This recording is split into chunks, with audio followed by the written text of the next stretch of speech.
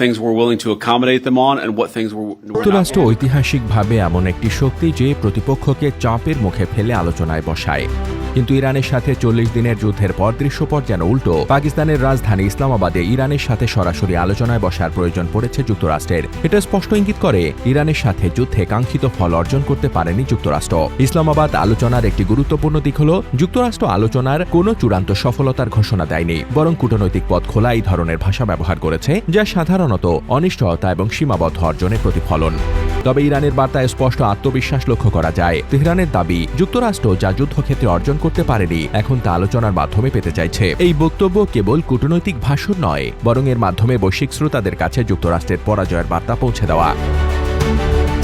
Iran আরও বড় একটি কৌশলগত বার্তা দিয়েছে, আর তা হচ্ছে ইরান এখন কেবল কোনো প্রতিরোধকারী রাষ্ট্র নয়, বরং শর্ত নির্ধারণকারী শক্তিও বটে। তাদের শর্তের ওপরই আলোচনা হতে হবে, আর তার ওপরই নির্ভর করবে ইরান যুক্তরাষ্ট্র শান্তি চুক্তি। এই শর্তের মধ্যে রয়েছে ভূরাজনীতির কেন্দ্রবিন্দুতে থাকা হরমুজ প্রণালীর নিয়ন্ত্রণ। বিশ্ব জ্বালানি নিরাপত্তার অন্যতম গুরুত্বপূর্ণ করিডোর এই হরমুজ প্রণালী। এই নৌপথ নিয়ন্ত্রণের সক্ষমতা ইরানের হাতে থাকা মানে শুধু আঞ্চলিক নয়, বৈশ্বিক অর্থনীতিতেও তাদের প্রভাব বজায় থাকা। যুক্তরাষ্ট্র যুদ্ধের ফলাফল নিজের পক্ষে দাবি করলেও হরমুজ প্রণালীর ওপর ইরানের কার্যকর প্রভাব আন্তর্জাতিকভাবে ইরানের বিজয়কে তুলে ধরেছে। শুধু তাই নয়, ট্রাম্পের বিজয়ের দাবি আর বাস্তবতার মধ্যে বিস্তর ফারাক রয়েছে। ইরানের বিরুদ্ধে যুদ্ধবিরতির পর ডোনাল্ড ট্রাম্প ঘোষণা দিয়েছেন যে যুক্তরাষ্ট্র তার সামরিক লক্ষ্য পূরণ করেছে এবং ছাড়িয়ে গেছে, কিন্তু বাস্তব চিত্র আরও জটিল। ইরানের পারমাণবিক সক্ষমতার মূল উপাদান সমৃদ্ধ ইউরেনিয়াম কোথায় আছে তা এখনও অনিশ্চিত। ইরাক, লেবানন, ইয়েমেনের আঞ্চলিক মিত্র গোষ্ঠীগুলোর ওপর ইরানের প্রভাব অটুট রয়েছে এবং রাজনৈতিকভাবে যুদ্ধটি যুক্তরাষ্ট্রের ভেতরই বিতর্ক সৃষ্টি করেছে।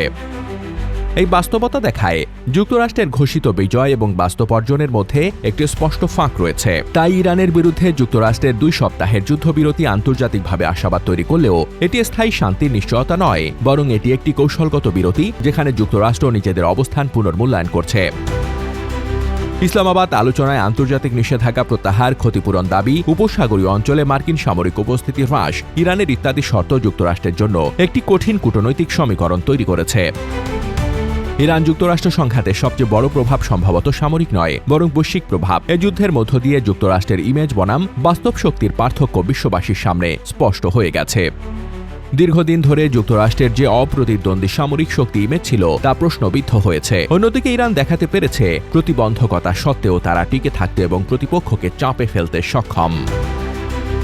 ইসলামাবাদ আলোচনা যদি সত্যি সংঘাতের মোড় ঘুরিয়ে থাকে, তাহলে এটি কেবল একটি যুদ্ধের সমাপ্তি নয়, বরং একটি নতুন বিশ্ব ব্যবস্থার সূচনা। ইরান যুক্তরাষ্ট্র যুদ্ধে কে জিতেছে বা হেরেছে, এখন প্রশ্ন শুধু সেটা নয়। আসল প্রশ্ন হল যুক্তরাষ্ট্র পরবর্তী নতুন বিশ্ব ব্যবস্থার নেতৃত্ব দেবে কে।